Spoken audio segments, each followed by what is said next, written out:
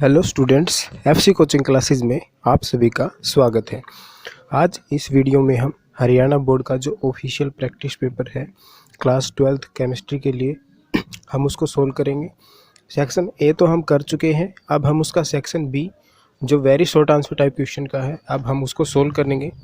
तो चलिए देखते हैं। हमारे पास फर्स्ट क्वेश्चन दे रखा है, इसमें क्वेश्चन नंबर 1 सेक्शन ए में था, क्वेश्चन नंबर 2 सेक्शन बी से स्टार्ट। तो इसमें हमारा सेकंड क्वेश्चन दे रखा है why haloarenes does not show nucleophilic substitution reaction. तो हमारा इसमें पूछ रहा है कि जो हेलो एरिन्स होते हैं न्यूक्लियोफिलिक सब्स्टिट्यूशन रिएक्शन क्यों नहीं देते। अब ये तो प्रैक्टिस पेपर में ये क्वेश्चन दिया हुआ है और यही क्वेश्चन और दो तरीके से कैसे पूछा जा सकता है वही क्वेश्चन मैंने यहाँ पे लिखे हैं। यही क्वेश्चन सेम इसी तरीके से पूछा जा सकता है। हेलो एरिन को हम एराइल हैलाइड भी कहते हैं। तो aryl halide are extremely less reactive toward nucleophilic substitution reaction. Why कि जो आपके एराइल हैलाइड यानी हेलो एरिन्स होते हैं न्यूक्लियोफिलिक सब्स्टिट्यूशन रिएक्शन की तरफ लेस रिएक्टिव क्यों होते हैं। हमें यही क्वेश्चन सेम इसी तरीके से पूछा जा सकता है और यही क्वेश्चन और एक तरीके से पूछा जा सकता है कि aryl halide and vinyl halide are less reactive toward SN1 and SN2 reaction. SN1 यानी कि unimolecular nucleophilic substitution reaction, bimolecular nucleophilic substitution reaction. ये दोनों न्यूक्लियोफिलिक रिएक्शन ही है। ये तीन तरीके से यही क्वेश्चन ऐसे पूछा जा सकता है। तो इसका हमने आंसर लिखा है, 3 रीजन लिखे हैं इसके और तीनों रीजन में से आपको कोई 2 रीजन याद करने हैं। तीनों भी याद रख सकते हो क्योंकि यही क्वेश्चन आपको 3 मार्क्स में 5 मार्क्स में पूछा जा सकता है, इसलिए हमने इसको अच्छी तरीके से लिख के आपके लिए रखा है। अब हम इसको समझा रहे हैं। देखिए ये हमने इसका आंसर लिखा हुआ है। तो हमारे पास है ये सबसे पहले aryl halide are extremely less reactive toward nucleophilic substitution reaction. हमने न्यूक्लियोफिलिक सब्स्टिट्यूशन रिएक्शन को शॉर्ट में लिखा है ड्यू टू फॉलोइंग रीजन। पहला हमारा है रिजोनेंस इफेक्ट। जैसे हमारे पास हेलो एरिन्स है यानी कि क्लोरोबेंजीन हमने यहाँ पे लिया है। क्लोरोबेंजीन क्लोरीन के पास जो लोन पेयर होते हैं वो आपके बेंजीन रिंग के साथ रिजोनेंस इफेक्ट शो करेंगे। तो आपका जो क्लोरीन है वहाँ पे पार्शली डबल बॉन्ड करेक्टर आ जाता है। आपके जो क्लोरीन है और बेंजीन के बीच में पार्शली डबल बॉन्ड करेक्टर आ जाता है। ठीक है, इसी वजह से हम ये क्या नहीं कर पाते, न्यूक्लियोफिलिक रिएक्शन नहीं शो करते। अब जैसे हमने यहाँ पे लिखा है, जो यहाँ पे उसी को हमने वर्ड्स में लिखा है कि जो आपका कार्बन और क्लोरीन बॉन्ड है वो एक्वायर कर लेता है पार्शली डबल बॉन्ड करेक्टर। ठीक है, ड्यू टू रिजोनेंस इफेक्ट की वजह से क्लोरीन और बेंजीन रिंग दोनों यानी इस कार्बन के बीच में पार्शली डबल बॉन्ड करेक्टर आ जाता है रिजोनेंस की वजह से, जिसकी वजह से as a result bond breaking in haloarenes is difficult. तो यहाँ का बॉन्ड टूटना डिफ़िकल्ट हो जाता है, इसलिए आपके हेलो एरिन्स जो है लेस रिएक्टिव होते हैं न्यूक्लियोफिलिक सब्स्टिट्यूशन रिएक्शन पे। अब यहाँ पे डबल बॉन्ड करेक्टर आ गया तो कोई भी न्यूक्लियोफाइल इन डबल बॉन्ड को तोड़ नहीं पाएगा, इसलिए ये क्या नहीं कहते, न्यूक्लियोफिलिक सब्स्टिट्यूशन रिएक्शन नहीं देते। अब इसका हमारे पास नेक्स्ट रीजन भी है। तो नेक्स्ट रीजन में देखिए हमारे पास इनस्टेबिलिटी ऑफ फिनाइल कैटाइन। इसमें हमारा सेकेंड रीजन है जो आपका फिनाइल कैटाइन बनता है। यदि हम यहाँ से ये क्लोरीन हटा दें तो जो आपकी बेंजीन रिंग है यानी कि फिनाइल रिंग है इसके ऊपर पॉजिटिव चार्ज आ जाएगा जो कि हाईली अनस्टेबल होता है। ठीक है, तो इसमें हम लिखेंगे haloarenes can not follow SN1 path because during first step we get phenyl cation. हमें पता है SN1 रिएक्शन 2 स्टेप की रिएक्शन होती है, तो पहली रिएक्शन में कार्बोकैटाइन बनता है। अब जैसे ही हम यहाँ से क्लोरीन हटाएंगे तो आपकी फिनाइल रिंग के ऊपर पॉजिटिव चार्ज आ जाएगा जो कि एक हाईली अनस्टेबल होता है और ऐसा पॉसिबल नहीं होता। तो हमारे पास ये रिएक्शन पॉसिबल नहीं होगी, हमने इसलिए इस एरो के ऊपर क्रॉस लगा रखा है। तो चलिए अब इसका एक थर्ड रीजन भी है जो हमने थर्ड रीजन रखा है। इसका थर्ड रीजन में देखिए यहाँ पे because of possible repulsion it is less likely for electron rich nucleophile to approach electron rich arenes. कि हमें पता है जो आपकी एरिन्स होते हैं इसके ऊपर भी इलेक्ट्रॉन्स होते हैं। अब कोई भी न्यूक्लियोफाइल आएगा वो इस इलेक्ट्रॉन रिच स्पीसीज के ऊपर अटैक नहीं कर पाएगा, दोनों इलेक्ट्रॉन रिच हो गए। अब सेम चार्ज एक दूसरे को रिपेल करेंगे, इसलिए अब हमारी जो इलेक्ट्रॉन रिच स्पीसीज जिसके ऊपर अटैक करेगी यानी कि न्यूक्लियोफाइल उनके ऊपर इलेक्ट्रॉन्स होते हैं। ठीक है, नेगेटिव चार्ज वो इसके ऊपर अटैक नहीं कर पाएगा, दोनों के बीच में रिपल्सन आ जाएगा। तो ये हमारे 3 रीजन थे जो इस क्वेश्चन में हमें हमने आपको समझाए हैं। तो इन 3 में से आप कोई भी 2 लिख सकते हो। तो चलिए अब हम अपना नेक्स्ट क्वेश्चन देखते हैं।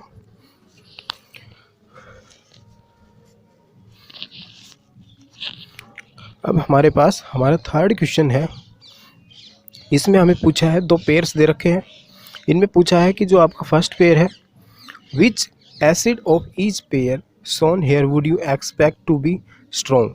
ये जो हमें 2 पेयर दे रखे हैं इस क्वेश्चन के अंदर, ये पूछा है कि इन दोनों पेयर्स में से स्ट्रॉन्ग एसिड कौन सा होगा। तो देखिए हमें फर्स्ट पेयर में दे रखा है एसिटिक एसिड और फ्लोरो एसिटिक एसिड। ठीक है, हम इसको इथेनोइक एसिड भी बोलते हैं और इसको फ्लोरो इथेनोइक एसिड भी बोल सकते हैं। तो हमारे पास जो फ्लोरो इथेनोइक एसिड होता है वो स्ट्रोंगर एसिड है than acetic acid. Acetic acid के कंपैरिजन में हमारा फ्लोरो एसिटिक एसिड ज़्यादा एसिड है, ठीक है, ज़्यादा स्ट्रॉन्ग एसिड है। तो देखिए ऐसा क्यों है। जो तो प्लस इफेक्ट है मिथाइल ग्रुप, यहाँ पे कार्बन के साथ इस कार्बन के साथ फ्लोरीन जुड़ गया, लेकिन एसिटिक एसिड के अंदर इस कार्बन के साथ मिथाइल ग्रुप है और हमारा मिथाइल ग्रुप शो करता है प्लस इफेक्ट, यानी कि इलेक्ट्रॉन रिलीजिंग है, ये इस कार्बन को इलेक्ट्रॉन्स देगा। तो the plus effect of methyl group increase the electron density in OH bond. जो हमारे कार्बन के साथ यहाँ पे OH बॉन्ड लगा हुआ है, वहाँ पे क्या कर देगा, ये इलेक्ट्रॉन डेंसिटी बढ़ा देगा। तो release of electron become difficult, तो यहाँ से इलेक्ट्रॉन्स निकालने डिफ़िकल्ट हो जाएंगे। इसी प्रकार on the other hand the minus I effect of fluorine, और फ्लोरो एसिटिक एसिड में हमारे पास फ्लोरीन लगा हुआ है। फ्लोरीन क्या करेगा, मिथाइल ग्रुप वाले इलेक्ट्रॉन अपनी तरफ खींच लेगा, ठीक है, अपनी तरफ खींच लेगा। तो यहाँ की इलेक्ट्रॉन डेंसिटी वो क्या कर देगा, डिक्रीज कर देगा। उससे हम OH वाले को आसानी से निकाल पाएंगे। ऑन द अदर हैंड हमने यहाँ पे लिखा है जब minus I effect of fluorine, जो फ्लोरीन है उसका माइनस आई इफेक्ट डिक्रीज कर देगा electron density on OH bond, ठीक है, OH बॉन्ड की डेंसिटी को कम कर देगा। So proton can be release easily, और यहाँ पे हमारे प्रोटॉन्स आसानी से निकल जाएंगे। हम इसको डायग्राम से समझें तो हमने डायग्राम यहाँ पे बना रखा है कि जो आपका फ्लोरीन होता है वो अब इनके इलेक्ट्रॉन्स अपनी तरफ खींच लेगा। तो यहाँ पे जो OH बॉन्ड हमारे पास बन रहा है, यहाँ पे कार्बन के साथ OH बॉन्ड था, इसकी पोलैरिटी कम हो जाएगी, इसके इलेक्ट्रॉन्स ये भी इधर खींच लेगा, तो ये बॉन्ड आसानी से टूट जाएगा, ठीक है। तो यहाँ से H आसानी से रिलीज होएगा हमारे पास। तो यहाँ पे क्या हो गया, इसमें ये ज़्यादा एसिडिक हाइड्रोजन है, जो हाइड्रोजन आसानी से निकल जाए वो हाइड्रोजन ज़्यादा एसिडिक होता है, ठीक है, और ये वाला हाइड्रोजन आसानी से नहीं निकल पाएगा, तो ये इसके कंपैरिजन में लेस एसिडिक है, ठीक है। अब हम अपना नेक्स्ट पार्ट देखते हैं। इसी क्वेश्चन में 2 पार्ट दे रखे हैं। अब इसका सेकंड पार्ट है हमारे पास, हमें यहाँ पे फ्लोरो एसिटिक एसिड और क्लोरो एसिटिक दे रखा है, क्लोरो एसिटिक एसिड दे रखा है। अब हमें पता है फ्लोरीन में और क्लोरीन में दोनों में सबसे ज़्यादा इलेक्ट्रोनेगेटिव फ्लोरीन है। तो फ्लोरीन क्या करेगा, ज़्यादा एनर्जी से इसके इलेक्ट्रॉन्स अपनी तरफ खींच लेगा OH वाले, ठीक है। तो फ्लोरीन और क्लोरीन के कंपैरिजन में फ्लोरीन वाला ज़्यादा एसिडिक रहेगा। तो हम यहाँ पे देखते हैं fluorine have strong minus I effect than chlorine. Fluorine जो होता है उसका स्ट्रॉन्गर माइनस आई इफेक्ट होता है क्लोरीन के बजाय, क्योंकि फ्लोरीन की इलेक्ट्रोनेगेटिविटी ज़्यादा होती है क्लोरीन से। So fluoro acetic acid can release proton more easily. तो फ्लोरो एसिटिक वाला जो यहाँ ये वाला फर्स्ट वाला है, ये हाइड्रोजन आसानी से रिलीज कर देगा इस वाले के कंपैरिजन में। तो जो आसानी से हाइड्रोजन दे वो हमारा स्ट्रॉन्गर एसिड होगा। तो हमने यहाँ पे यही लिखा है कि जो हमारा फ्लोरो एसिटिक वाला है वो ज़्यादा एसिडिक होगा क्लोरो एसिटिक एसिड से, ठीक है। ये हमारा नेक्स्ट इसका सेकंड पार्ट था। अब हमारे पास इसका फोर्थ क्वेश्चन है। हम फोर्थ क्वेश्चन पे देखते हैं। हमें यहाँ पे पूछा है what is osmotic pressure. Osmotic pressure क्या होता है, so that it is a colligative property, और ये भी दर्शाइए कि यह एक कोलिगेटिव प्रॉपर्टी होती है। तो चलिए देखते हैं, हम इसको समझते हैं। ऑस्मोटिक प्रेशर क्या होता है। ऑस्मोटिक प्रेशर वो होता है वो मिनिमम प्रेशर। ऑस्मोटिक प्रेशर किसे कहेंगे, वो minimum pressure that has to be applied, जो हम लगाते हैं ऑन द सॉल्यूशन के ऊपर, to prevent entry of the solvent, किसको रोकने के लिए, सॉल्वेंट की एंट्री को रोकने के लिए, इनटू द सॉल्यूशन, ताकि वो सॉल्यूशन के अंदर एंटर ना कर पाए। जो हमारा सॉल्वेंट है उसके ऊपर हम प्रेशर लगा रहे हैं ताकि वो सॉल्यूशन के अंदर एंटर ना कर पाए, through the semi permeable membrane के द्वारा, ठीक है। हम उसे ही क्या कहेंगे, ऑस्मोटिक प्रेशर। तो सीधा सा कह सकते हैं हम वो प्रेशर भाई मिनिमम अमाउंट में लेंगे, मैक्सिमम वाला नहीं लेंगे। मिनिमम अमाउंट ऑफ प्रेशर जो हमने लगाया सॉल्यूशन के ऊपर प्रिवेंट करने के लिए एंट्री ऑफ सॉल्वेंट, सॉल्वेंट की एंट्री को रोकने के लिए सॉल्यूशन के ऊपर जो मिनिमम प्रेशर लगाया गया हम उसे ही क्या कहते हैं, ऑस्मोटिक प्रेशर। और इसको मैथमेटिकली कैसे दर्शाते हैं, पाई, ऑस्मोटिक प्रेशर को हम पाई से डिनोट करते हैं और ये सॉल्यूशन की कंसंट्रेशन के और टेम्परेचर के डायरेक्टली प्रोपोर्शनल होता है। ये सी हमारे पास क्या है, मोलर कंसंट्रेशन। तो पाई हमारे पास डायरेक्टली प्रोपोर्शनल होती है कंसंट्रेशन और टेम्परेचर के। और यहाँ से जब हम प्रोपोर्शनलिटी का साइन हटाते हैं तो हमारे पास आर निकल के आते हैं। आर क्या होता है यहाँ पे, यूनिवर्सल गैस कांस्टेंट। अब हम इसको आगे देखते हैं। अब हमें इसमें सेकंड पार्ट में ये भी पूछा था, so that it is a colligative property, ये भी दर्शाइए कि ये कोलिगेटिव प्रॉपर्टी है। तो हमें पता है कोलिगेटिव प्रॉपर्टी क्या होती है। कोलिगेटिव प्रॉपर्टी वो प्रॉपर्टीज होती हैं जो number of moles of solute के ऊपर डिपेंड करती हैं। तो हम यहाँ पे देखते हैं फ्रॉम द इक्वेशन, जो अभी हमने यहाँ पे इक्वेशन बनाई थी, इस इक्वेशन से हमें पता चलता है कि ऑस्मोटिक प्रेशर जो है डिपेंड करती है number of moles of solute के ऊपर, क्योंकि ये कंसंट्रेशन के ऊपर डिपेंड कर रही है ना यहाँ पे। तो कंसंट्रेशन के ऊपर डिपेंड कर रही है तो number of moles of solute के ऊपर भी डिपेंड कर रही है। तो यदि कोई quantity number of moles of solute के ऊपर डिपेंड करेगी तो वो क्या होगी, हमारे पास एक कोलिगेटिव प्रॉपर्टी होगी। तो ये हमारा इसका आंसर है। तो चलिए अब हम नेक्स्ट क्वेश्चन देखते हैं। हमें नेक्स्ट क्वेश्चन यहाँ पे गिवन है क्वेश्चन नंबर 5। क्वेश्चन नंबर 5 देखते हैं हम।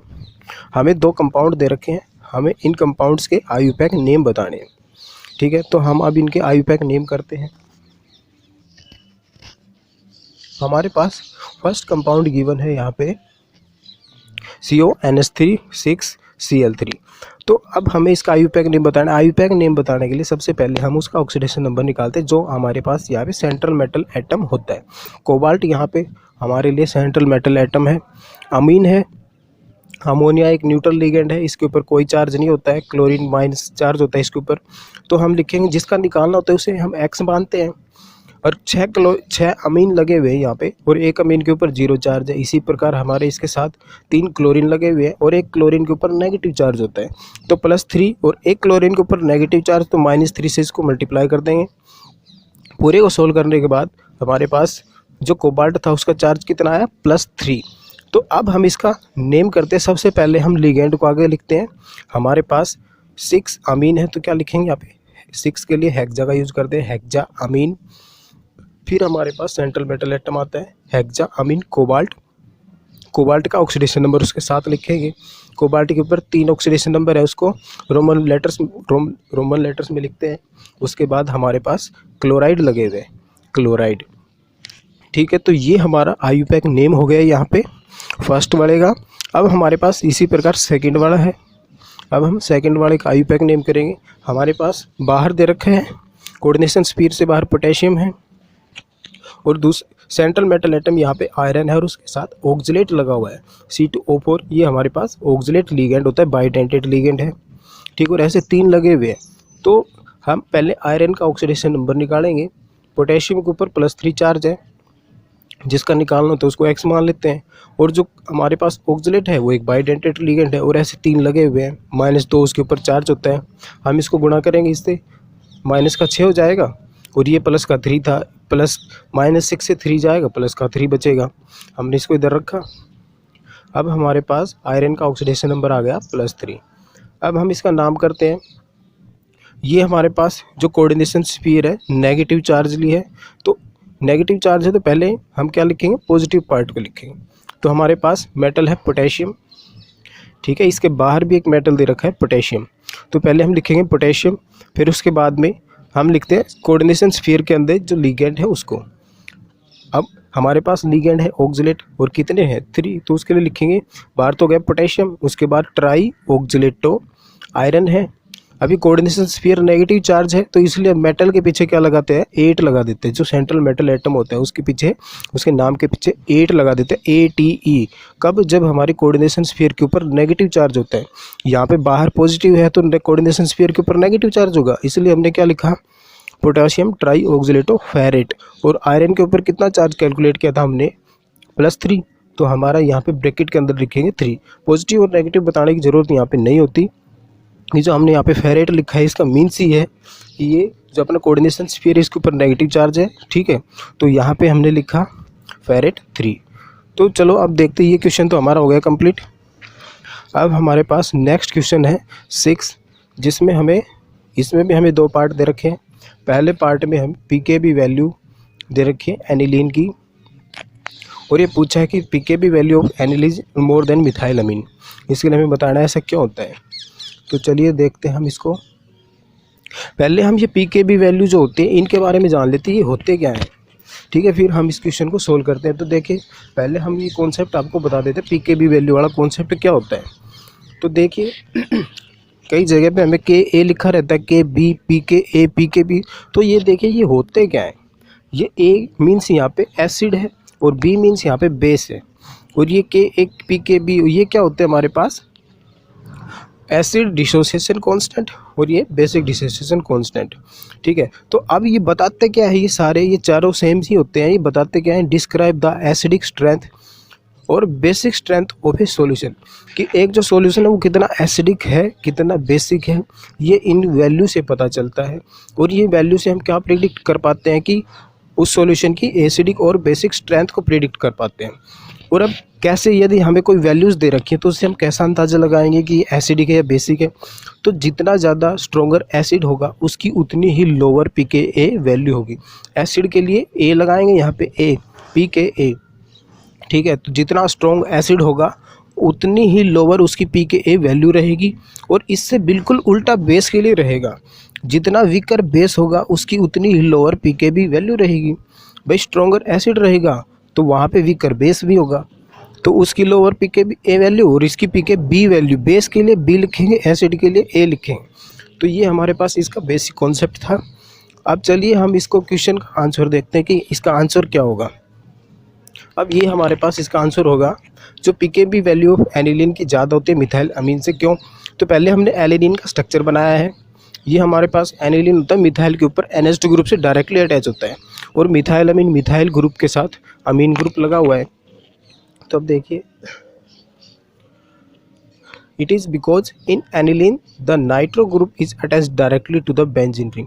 इसके अंदर ये लिखा हुआ है कि जो आपका NH2 ग्रुप है बेंजीन रिंग के साथ डायरेक्टली जुड़ा होता है, और जो नाइट्रोजन के लोन पेयर होते हैं वो रिजोनेंस में चले जाते हैं बेंजीन रिंग के साथ, ठीक है।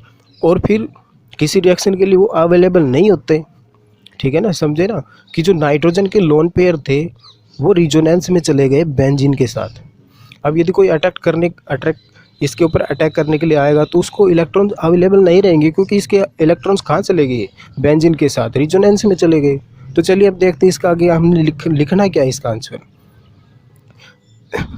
It results in the unshared electron pair on nitrogen atom to be in conjugation with the benzene. इससे क्या होता है भाई, यहाँ पे जैसे नाइट्रोजन डायरेक्टली अटैच है बेंजीन रिंग से, इसकी वजह से जो अनसेड इलेक्ट्रॉन पेयर थे नाइट्रोजन के ऊपर जो भी इलेक्ट्रॉन पेयर था वो कहाँ चला गया, कंजुगेशन में चला गया बेंजीन रिंग के साथ, ठीक है, बेंजीन रिंग के साथ कंजुगेशन में चला गया, and making it less available for protonation. और प्रोटोनेशन के लिए इसे इलेक्ट्रॉन अवेलेबल होंगे ही नहीं, क्योंकि इलेक्ट्रॉन कहाँ चले गए, बेंजीन रिंग के साथ कंजुगेशन में चले गए।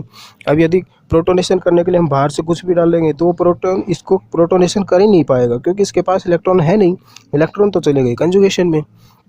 तो अब देखते हैं, अवेलेबल नहीं रहेंगे प्रोटोनेशन के लिए, जबकि मिथाइल अमीन के अंदर ऐसा कुछ नहीं है। मिथाइल अमीन के अंदर there is no such conjugation, ऐसी कोई भी कंजुगेशन मिथाइल अमीन के अंदर नहीं है। So lone pair of electron are more freely available for protonation. तो यहाँ मिथाइल अमीन के अंदर जो अमीन के ऊपर नाइट्रोजन है वो अवेलेबल रहेंगे प्रोटोनेशन के लिए, आराम से हम दूसरे डाल लेंगे, इसका प्रोटोनेशन हो जाएगा। लेकिन यहाँ पे ऐसा नहीं हो पाएगा, क्योंकि इसके लोन पेयर है, इसके कंजुगेशन में चले गए, शिफ्ट हो गए। तो चलिए देखते हैं, ये हमारा आंसर कंप्लीट हो गया इसका, हमें इसमें इतना ही लिखना है। और अब हमारे पास इसका बी पार्ट है, उसमें भी कुछ ऐसा ही दे रखा है, एनिलीन का ही क्वेश्चन है। तो देखिए एनिलीन के बारे में देखते हैं।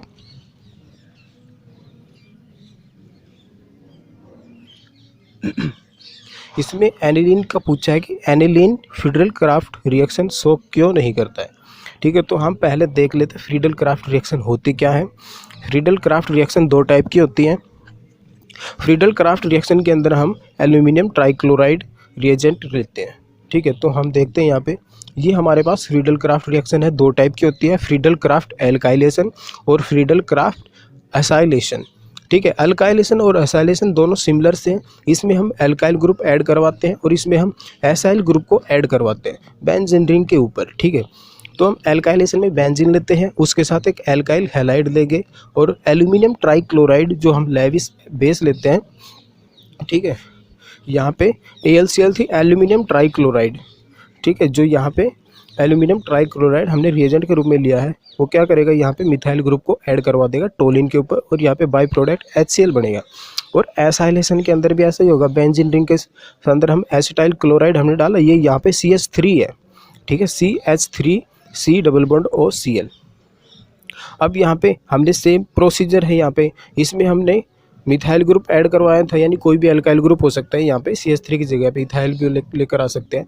और यहाँ पे हमने क्या किया, एसाइल ग्रुप मेन क्या रहता है, हम यहाँ पे ऐड करवाते हैं एसाइल ग्रुप, तो हम इसको क्या कहते हैं, एसाइलेशन। तो ये हमारे पास फ्रीडल क्राफ्ट रिएक्शन होती है। अब हम देखते हैं कि एनिलीन ऐसा क्यों नहीं शो कर पाता है, तो चलिए देखते हैं हम। ये था हमारे पास कि aniline Friedel craft reaction show क्यों नहीं करता है। तो चलो हम इसके 2 रीज़न हमने लिखे हैं यहाँ पे क्यों नहीं कर पाता है। क्योंकि एनिलीन जो है कंपाउंड की फॉर्मेशन कर देता है, यानी कि साल्ट बना देता है जब हम उसके अंदर एल्यूमिनियम ट्राइक्लोराइड कैटलिस्ट डालते हैं तब। जो भी हम aluminium trichloride Friedel craft reaction के अंदर लेते हैं ना रिएजेंट के रूप में, वो क्या करता है, एनिलीन के साथ कंपाउंड की फॉर्मेशन कर देता है, जिसकी वजह से ये रिएक्शन आगे प्रोसीड नहीं हो पाती है। ठीक है, तो इसका पहला रीजन तो ये कि एनिलीन क्या बनाएगा, कंपाउंड की फॉर्मेशन कर देगा, यानी कि साल्ट बनाएगा with catalyst aluminium chloride which is use in the reaction. जो कैटलिस्ट रिएक्शन के अंदर यूज़ करेंगे वो एनिलीन के साथ कंपाउंड की फॉर्मेशन करेगा। और सेकंड रीजन है इसका कि जो नाइट्रोजन है एलिनीन के ऊपर, जो एनिलीन के ऊपर नाइट्रोजन लगा हुआ है वो उसके ऊपर चार्ज आ जाएगा पॉजिटिव, इसलिए वो एक्ट इस तरह बिहेव करेगा कि वो स्ट्रॉन्ग डीएक्टिवेटिंग ग्रुप है और आगे फर्दर रिएक्शन को नहीं होने देगा। समझ रहे हो ना, नाइट्रोजन जो है वो एनिलीन के ऊपर पॉजिटिव चार्ज एक्वायर कर देगा, जिसकी वजह से वो स्ट्रॉन्ग डीएक्टिवेटिंग ग्रुप बन जाएगा और रिएक्शन को आगे प्रोसीड होने से ही रोक देगा। तो ये हमारे पास 2 मेन रीजन है कि हम फ्रीडल क्राफ्ट रिएक्शन एनिलीन के द्वारा शो नहीं की जाती है। अब हम नेक्स्ट क्वेश्चन देखते हैं। हमारे पास 6 क्वेश्चन हो गए हैं, अब हमारे पास है 7 क्वेश्चन। 7th क्वेश्चन के अंदर ये पूछा गया what are vitamins. 7th question के अंदर ये पूछा गया व्हाट आर विटामिन्स और हमें 2 विटामिन्स के नाम बताने हैं। तो देखिए हम यहाँ पे हमने लिखा है पहले विटामिन की डेफिनेशन कि विटामिन क्या होते हैं। Vitamin it are organic compounds which are essential for normal growth of life for animals some bacteria and micro organism. जो विटामिन्स होते हैं ऑर्गेनिक कंपाउंड होते हैं जो कि ज़रूरी होते हैं नॉर्मल ग्रोथ के लिए, हमारी नॉर्मल ग्रोथ के लिए, हमारी लाइफ के लिए, चाहे एनिमल हो, हम भी एनिमल्स में ही आते हैं, some bacteria and micro organisms के लिए भी। ठीक है, और ये हमारी बॉडी सिंथेसाइज नहीं करती, it is not synthesized by animal. कौन से को छोड़ के विटामिन डी को हमारी बॉडी सिंथेसाइज करती है सनलाइट के प्रेजेंस में, और बाकी किसी भी विटामिन को अपनी बॉडी सिंथेसाइज नहीं करती है। उन्हें हम सप्लाई करते हैं अपने फूड के थ्रू, यानी कि हम वो सारे विटामिन फूड के थ्रू ही लेते हैं। अब हमारे पास हम देखते हैं विटामिन 2 टाइप के होते हैं। एक तो वाटर सोल्यूबल विटामिन जिसमें विटामिन सी और बी कॉम्प्लेक्स आते हैं, और दूसरे हैं फैट सोल्यूबल विटामिन हमारे पास होते हैं KEDA। और हम इसको याद रखने की ट्रिक भी यही है, कीड़ा, KEDA कीड़ा बनता है ना, ये कीड़ा, ये सारे क्या है फैट सोल्यूबल है। और इनको छोड़ के जो सी और बी बच गए, बी में हमारे पास B1 B2 B3 B5 B6 B12, ये सारे हमारे पास क्या होते हैं वाटर सोल्यूबल। अब देखिए हमने 2 नाम पूछे थे इसमें, तो हमारे पहले विटामिन का नाम है रेटिनॉल, विटामिन ए का नाम है रेटिनॉल और विटामिन सी का नाम है एस्कॉर्बिक एसिड। ये हमें इसके अंदर लिखना है। और चलो अब देखते हैं next question.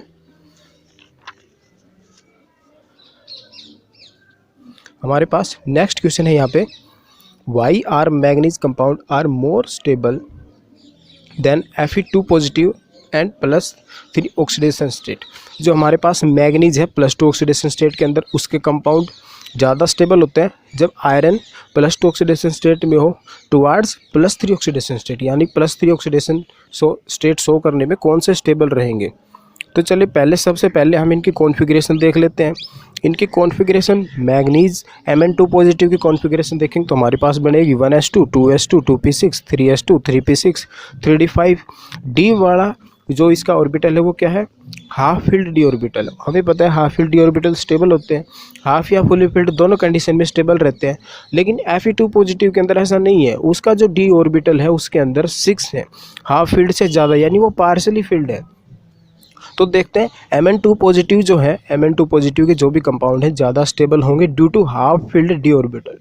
Half filled d orbital की वजह से Mn2 पॉजिटिव के कंपाउंड क्या रहेंगे, ज़्यादा स्टेबल रहेंगे। Fe2 पॉजिटिव के कंपाउंड उसके कंपैरिजन में लेस स्टेबल रहेंगे, क्योंकि उसके डी ऑर्बिटल में क्या है, 6 इलेक्ट्रॉन है, और जो 6 इलेक्ट्रॉन है वो क्या करेंगे, सो दे टेंड्स टू लॉस 1 इलेक्ट्रॉन, वो अपना 1 इलेक्ट्रॉन छोड़ने की सोचेगा। अपना 1 इलेक्ट्रॉन छोड़ेगा तो फिर इसके ऊपर +3 ऑक्सीडेशन स्टेट आ जाएगा, और +3 ऑक्सीडेशन स्टेट में जाने के बाद उसकी भी कॉन्फ़िगरेशन हो जाएगी 3d5, और वो भी क्या बन जाएगा, स्टेबल। तो हमारे पास यहाँ Mn2 पॉजिटिव में तो पहले से D5 था और वो हाफ फील्ड था तो स्टेबल था। Fe2 पॉजिटिव में क्या था, हाफ फील्ड नहीं था तो वो उसके कंपैरिजन में लेस स्टेबल था। तो हमारे पास ये इसका आंसर हो गया है। अब चलिए हम इसका नेक्स्ट क्वेश्चन देखते हैं। इसमें हमारे पास पूछा है define the following terms. Question number 9 में भी हमें 2 पार्ट दे रखे हैं।